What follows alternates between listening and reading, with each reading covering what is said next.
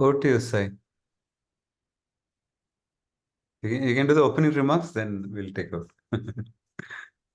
Shraddha's joined.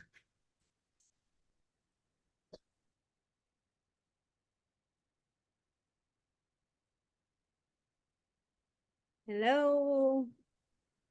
Hi. So happy to be here.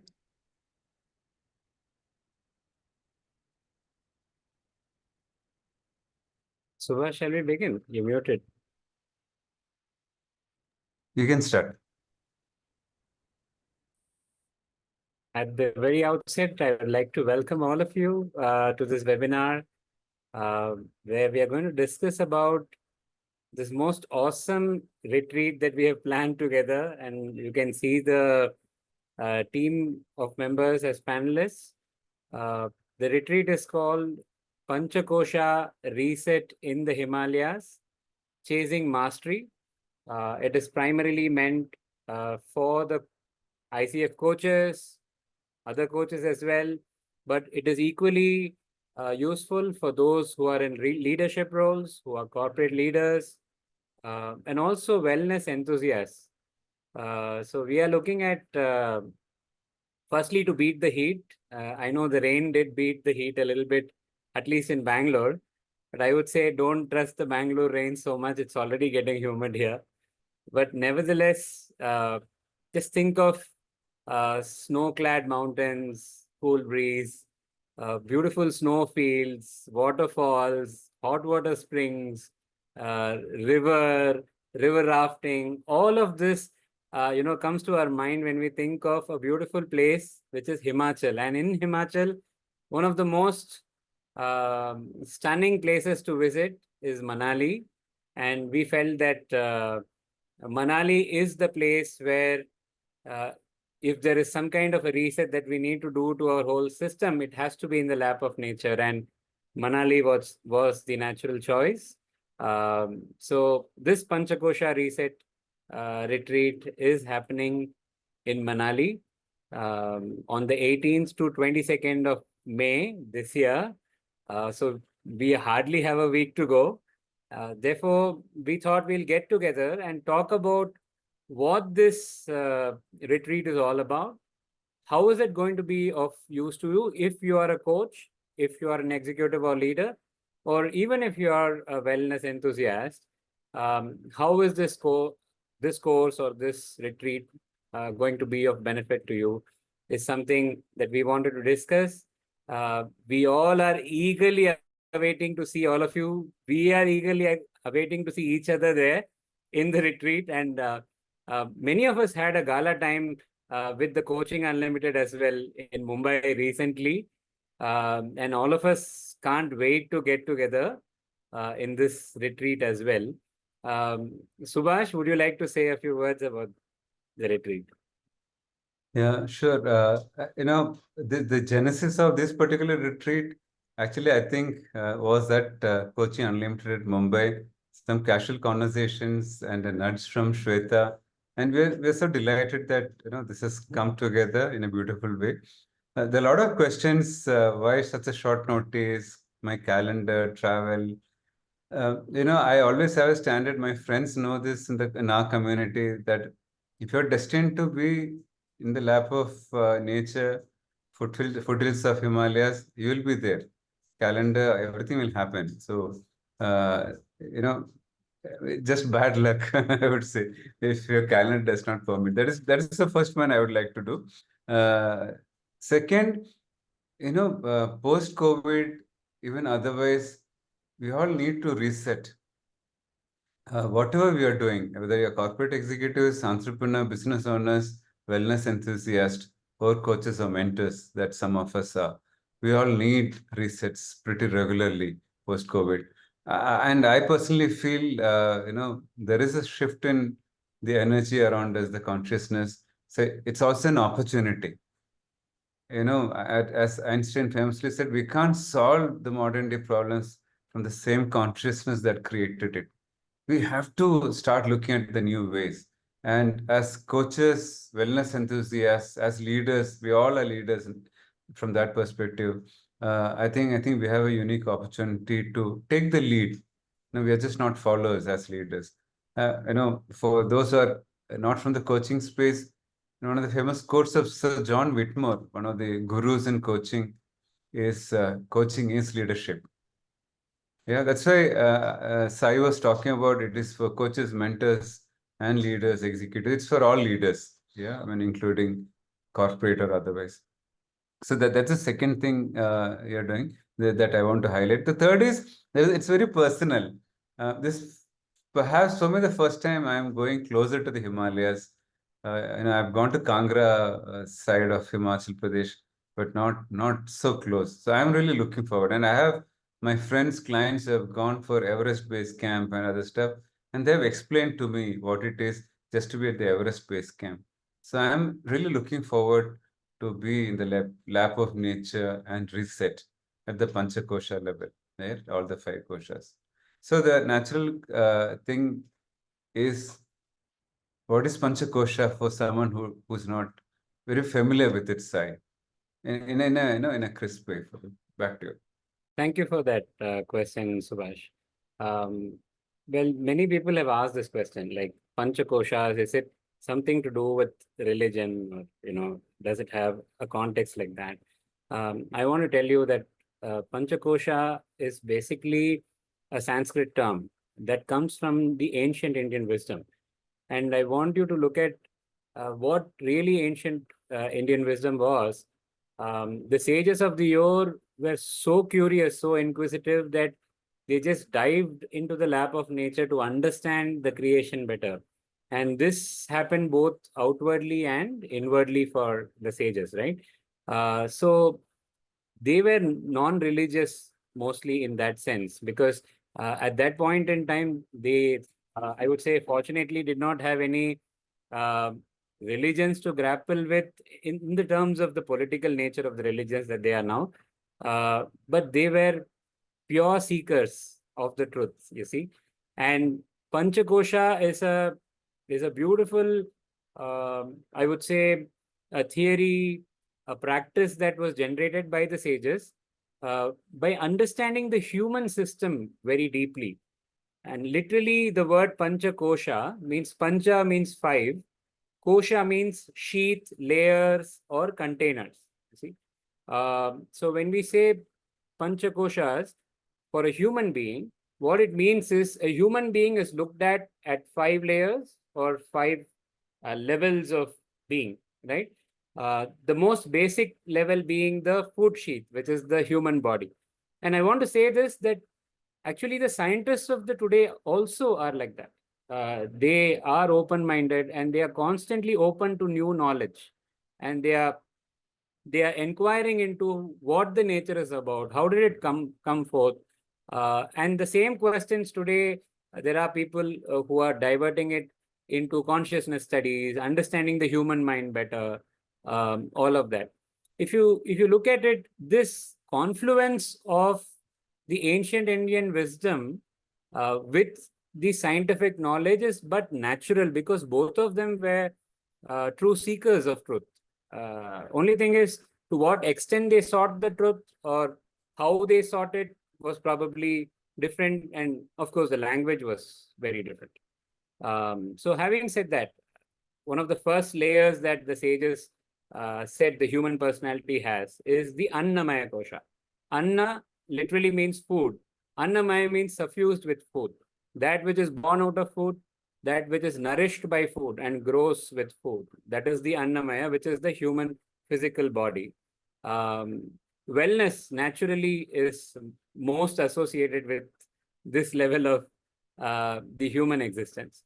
Then you have another layer which is called the Pranamaya Kosha. Prana, the Sanskrit word prana literally means that which gives you life. We were having a chat, some of us, in the afternoon, and we discussed this.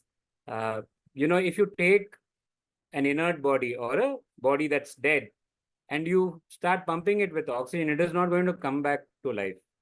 That is because merely oxygen is not prana. You see, so therefore there is something that is life-giving to the air that we breathe in, and that life-giving force is looked at as the prana. There are 5 main pranas and 5 upapranas, all of this subject matter for the course when we'll see it there. But then what the pranas fundamentally do is, the first sheet is literally the physical body, but physical body is made of so many vital organs. Digestion has to happen, excretion has to happen, movement has to happen, thinking has to happen, the brain has to function. If you look at the 5 pranas, they basically ensure that all of these functions happen smoothly. And if any of these pranas give up, then what happens is, the life force in that organ is not effective, and the organ starts failing, and therefore that can potentially lead to mortality. Therefore, from the wellness point of view, the sheath of prana is very important. Then we have.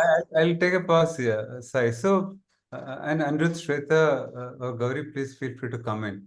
I've not met Gauri before. I know Shweta. So, where does an expert like Gauri, who's also a seeker and who's also a doctor, where does she come in the context of Annamaya Kosha or Pranamaya Kosha?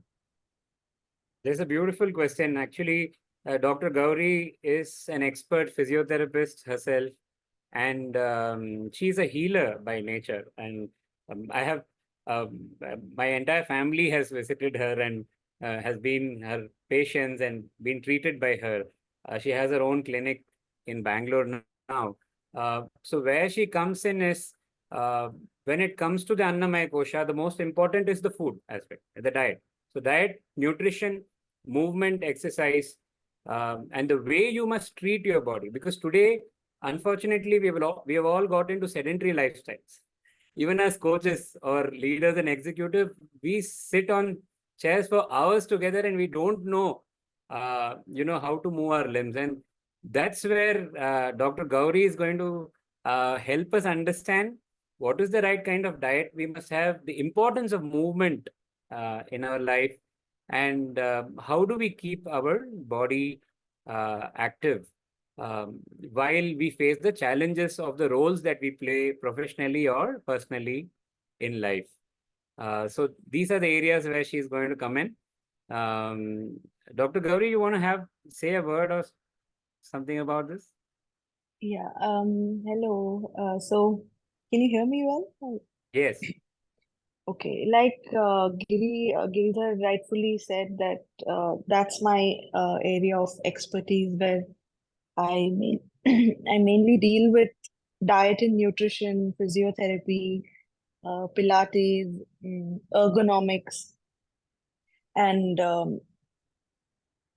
also trying to find why a certain person is a certain way.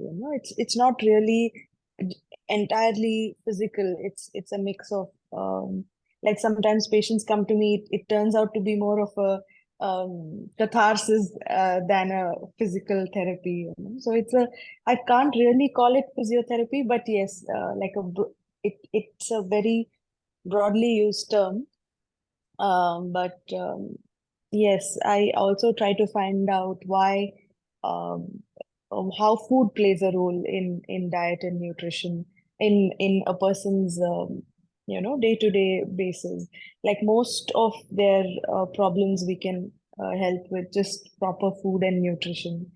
So yeah, I think Giri rightfully said all the everything. Yeah. So. I'm happy Thank to you. answer. I'm happy to answer if there are any questions and regarding my field.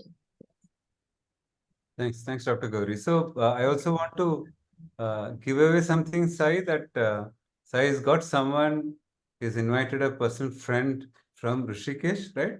Who's also a yoga expert. So we are going to have the best of science and yoga, science and plus nutrition and other stuff, and the spirituality from Dr. Gauri, and someone who's a pure yoga practitioner, who's a teacher coming in. Just to add, Subash, regarding the yoga teacher, it is important to say that he is an anatomy specialist as well, a yoga anatomy specialist, and he actually helps the individual diagnose,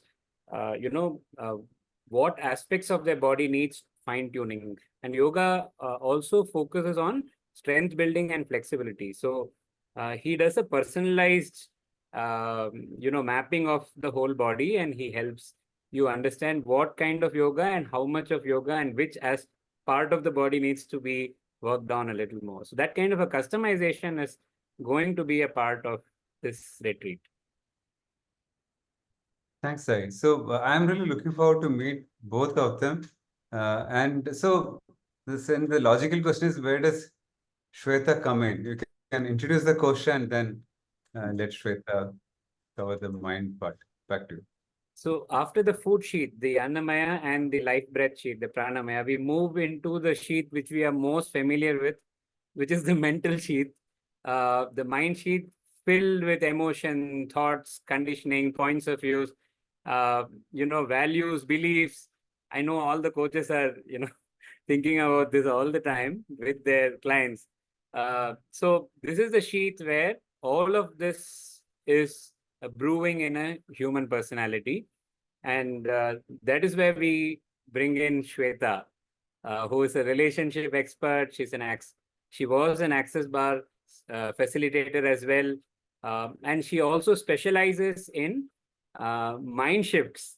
So, Shweta, can you speak a little bit about what is mind shift really? Wow, thank you, Sai, for being so kind.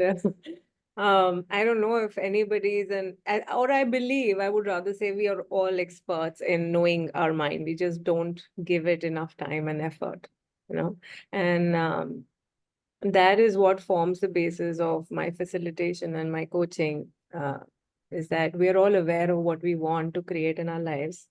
But somewhere we get stuck in how that has to be created or how that can be created. In fact, I was having a conversation with another old friend would come over today, and I'll just reference that so that people can understand.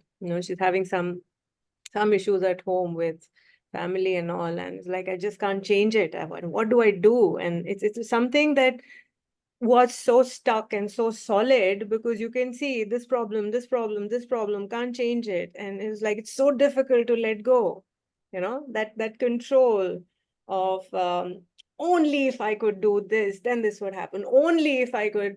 And I was like, how helpless do you feel in a situation where you want a particular outcome and you can't change X, you can't change Y, you can't change Z, right? So I was like, okay, so then what is it that you can change? And she looked a little puzzled for a moment. She's like, me? Like, yeah. And how does that work? Because when you're in that mindset of trying to change things around you, even in corporate, like when I've been talking to a few people in the corporate sector, there's so many things that you want to change as a leader, as a person that is looking at a leadership position. You want so many things because you are aware of what is possible. So one thing is that if you feel stuck, you are a leader. That is for sure, because you're aware of a possibility that other people are not aware of. Now, where the mindset shift comes in is where you're willing to let that control go. You're willing to let go of how you think you should be changing X or Y or Z and look at, okay, what can I change within that is actually going to change everything outside of me? Which might seem like the most difficult thing to do in the moment, but I can tell you it's like really when you actually begin to look at your own points of views, your assumptions, your belief patterns, and you're just willing to, I wouldn't say like shift it right away because it's all so much of past conditioning, but even that little willingness to look at, can I change that point of view? Can this little thing change here? Just that begins to miraculously shift everything outside of you. Right? You don't have to force, you don't have to push, you don't have to make X, Y, and Z do these X, Y, Z things. All that requires to change is how you're looking at the situation. What is the belief pattern that is sticking you, that is not letting the situation change? But having said that, sometimes it gets to be very difficult to look at these points of views because there are stories that we've been telling ourselves year after year after year after year after year. So then a story that you said, tell yourself over and over and over again becomes a belief. And a belief that is not contributing to you, mostly self-judgmental, judgmental of others. will create what? We all know what it's going to create. So I would say when we talk about mindset shifting, it's about literally changing the whole course of your life, changing every little thing from the smallest to the biggest, literally as if by magic, like little shifts, becoming aware of what requires to change as a story, as a point of view. And the moment you change your vibration, I mean, it just excites me talking about it only. Your vibration changes. It's like, how we keep dimming our light every time we tell ourselves a story, we make ourselves a little smaller, a little smaller. I'm not good enough. I can't do this. And it's literally the mindset shifting is like turning on those light bulbs again, becoming more of you. And when you become more of you, you have more of everything you desire to create. How does that sound? I don't know. So that's what I would say. And I'd like to add there that nature, like I was again giving the reference of this friend would come over and she was like, shouldn't we be judging ourselves? I was like, how much are you judging you literally? That I couldn't change it. And she's like, isn't it natural? So I was like, when you go into nature, do you see how quickly the mountains and the trees and nature just takes that judgment out of your world? You just go blank after a while.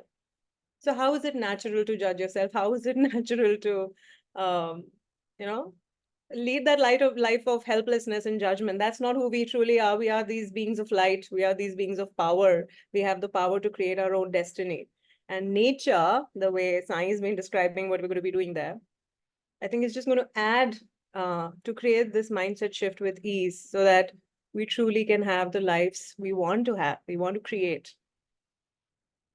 Yeah, so how does that sound? Amazing, I would say amazing. I'm just waiting to attend this session myself, Shweta. And, we had a discussion this morning as well. And I was going through something, and Shweta, just posted a few questions to me. And the kind of shift that brought into me, the energy shift that I experienced, and the way we went forward after that was simply mind blowing. So thank you, Shweta, for always being there for us. And looking forward to what contribution you're going to be in this beautiful, beautiful retreat of ours. Thank you, Sai. I'm looking forward to meeting all of you with so much eagerness. Like, I was the one jumping with joy when you said yes. Okay, Manali, I'm like, yes, I'm coming. I'm like super excited to be receiving and learning from all of you, Subash, you, Gauri, and now you've mentioned the amazing yoga teacher. And I really look forward. Thank you so much for creating this. Wonderful, Shweta. So moving on to the next kosha, which is the Vijnanamaya kosha. And it is to do with a very important aspect of both a leader and a coach. And that is the aspect of decision making. The Vijnanamaya kosha in a human being is said to be that part of the mind that has three aspects. The most fundamental or outwardly aspect of it is the decision making ability. You see, the centrality of this kosha is the identity that we hold, who we think we are. And guess what? Our idea of who we think we are is based on those values, beliefs, conditionings, points of view that we have gathered over time. And neuroscience, I would like to put this here for all of you to think about. Neuroscience today shows that decision making actually happens 6 milliseconds before we think that we have taken a decision. Can you imagine that? So what is really driving the decision then? These conditionings, beliefs, points of views, values that we have gathered over the lifetime. And therefore, working with the Vijnanamaya Kosha is going to be an amazing experience. Also because you can visualize this kosha like the iceberg. The tip of the iceberg is the decision making and the identity that we hold, we think we are. But the real iceberg, the depth of it is to see the intuitive aspect of this kosha. It is this kosha that gets us in touch with intuition, which is very important both for coaches as well as for leaders to take decision. And how do we fine tune this intuition? And how do we tap into it and transcend the limitations of our conditioning, so that we can make conscious decisions and conscious choices. In fact, one of the first sessions that we are going to start with is, do we really have free will? So it's such a debated topic, but I'm sure you're going to enjoy being a part of this conversation, from a both scientific as well as the ancient wisdom point of view on this. So Vijnanamaya Kosha, that ability to hold our identity, take decisions, but more importantly, it is that space of intuition that we all want to tap into, and which deepening in which is truly, I would say, deepening in the coaching presence itself, in some sense, to be able to step back from our conditioning and to be there for our coaches and the clients. So I am very excited to explore this, and we are not going to explore this theoretically, I must say. The way that we plan to do this is in the lap of nature. In fact, uh, every kosha, the body is associated with the earth element. The prana is associated with the air element. Then you have the mind, which is associated with the water element. The intellect or the Vijnanamaya kosha associated with the fire element. So we are actually going to take you all to those spaces in nature and have you experience that kosha, in tune with those natural elements prevalent there. It could mean something like, Anirudh was sharing this morning, that it is so important for wellness that we walk bare feet on earth. This body has come from earth, and especially when we are using digital media like our phones and laptops, there is a lot of charge that gets accumulated in the body, and earth is the most profound sink that we can ever encounter in our life. And to walk bare feet on earth has a lot of curative properties. There are many studies on this as well. So being in touch with the earth elements merely by walking barefoot, what we are looking at in this retreat is to create micro habits for wellness. Micro habits from the beginning of the day till the end of it. So the way the wellness retreat would pan out also is, we would start every morning with yoga and meditation. And every meditation session would be a unique tool that we would present to you, so that later it could be customized and you could, choose what you want to practice.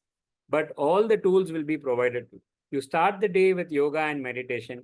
You again conclude the day with, singing, singing devotional songs, singing, energetically elevating songs that calm you, that make you feel in touch with the nature. And finally, again, there will be a relaxation meditation towards the end of the night before you go to sleep. So these micro habits that we plan to inculcate in these 3 days are going to go a long way in your wellness journey. And how are we going to customize it? I did use the word customization in the beginning. This is the most interesting part. We are going to start the customization process by a session called Values Unlimited. And it is called Unlimited because it is a session that's going to open up unlimited possibilities for you.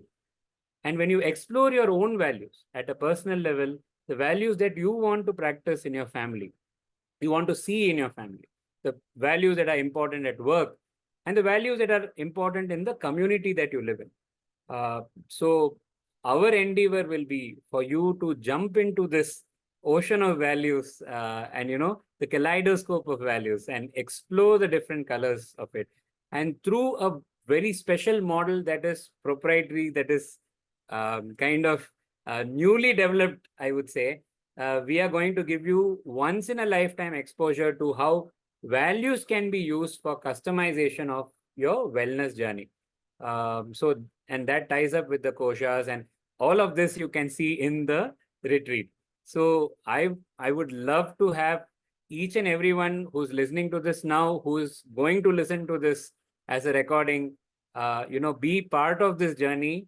And it is not only going to deepen your presence, but it is also going to help you in your relationship, in the way you are going to grow in your life, in every aspect of your life.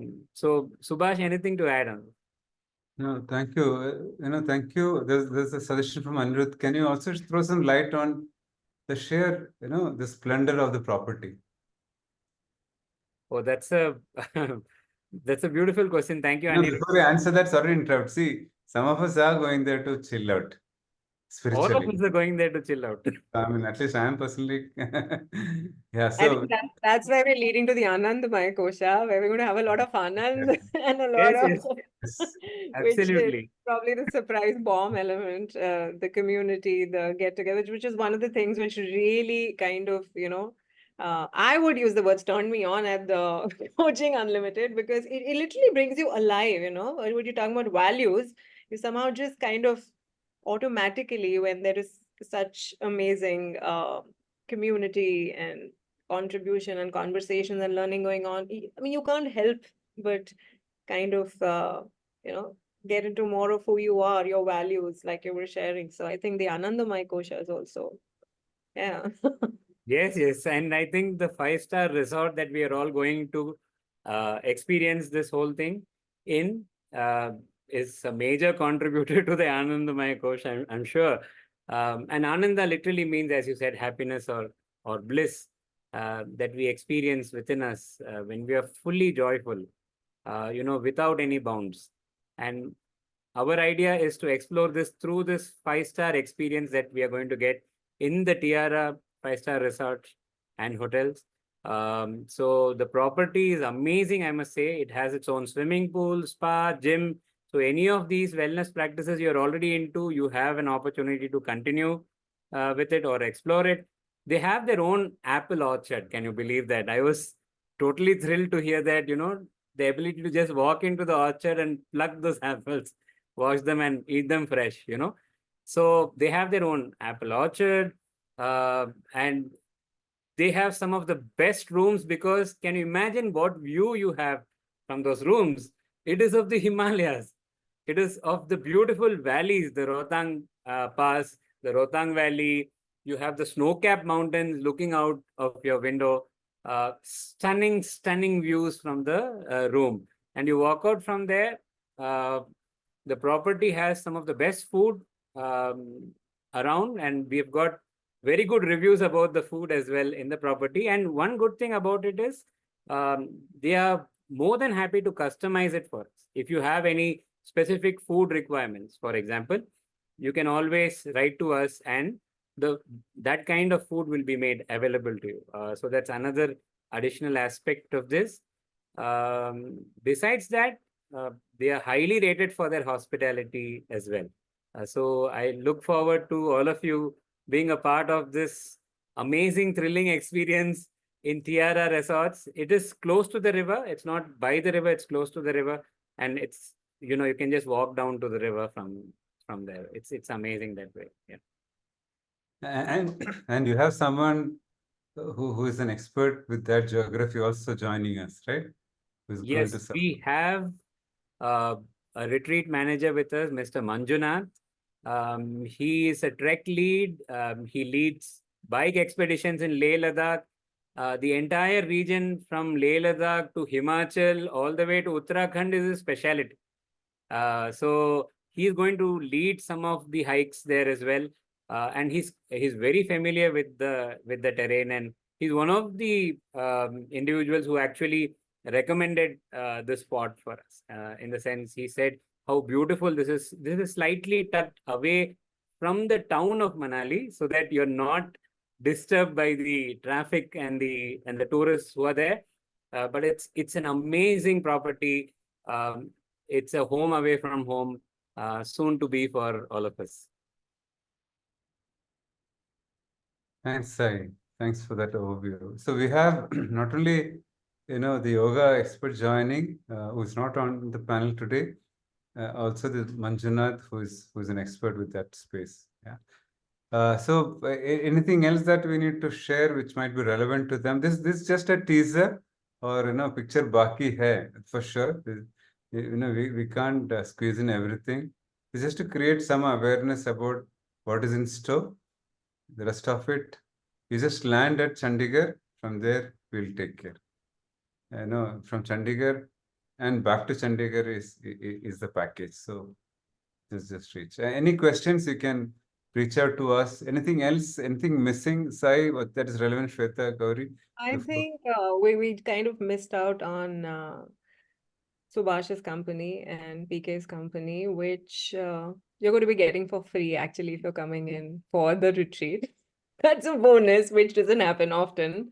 And I would say I've had the pleasure and the luck of traveling with Subhash after my training. And luckily, I shared a cab ride with him both times, even after coaching unlimited. So I mean, there is no saying what you can receive just being in the presence of these amazing people. I mean, just that should be enough. Actually, I would have just come for that.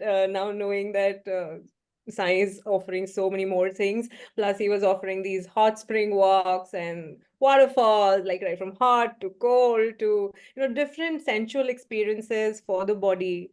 I don't see why you want to miss out on so much of amazingness. And I really think that I can't say enough about just being in the company of these amazing people. So much changes without you even realizing it. You come back home and you realize 1 week later, oh my God, that changed and this changed, and I didn't even realize it. So this is just probably a kind of a teaser, like Subhash said. But what it can change for you is only, you know it right here. So ask yourself, what is this retreat going to change for me? If you're watching this, if there's a tug, just ask yourself, what is my life going to look like 5 years from now if I attend this retreat and get the energy of whether it is expansive, and ask yourself, if I don't go here, what is my life going to look like 5 years from now? So I think that's just a taste of energy where you know where to go. It's about your values. It's about what is going to create, even though you can't really put why should I go? I don't have the time. And, my family's not okay with it. But really, what is it going to create for you as a person? And like, are you really willing to give yourself that space, time, this treasure trove of so many things together? I haven't seen a retreat with so many things together. So yeah, I just wanted to say that. Thank you for giving me this space. Super excited as Thank you, Shweta. Yeah. Any closing remark, Gauri, then Sai? Yeah, I was just going to say that all the participants will definitely go back with a fully spiritually, physically nourished, like in every possible way. So it if you can make it, then I don't see a reason why you shouldn't. It's going to be a power-packed retreat, especially with all these panelists. So I think it's definitely going to be a life changer if you can, make it through this retreat. You will not regret, is what I can say.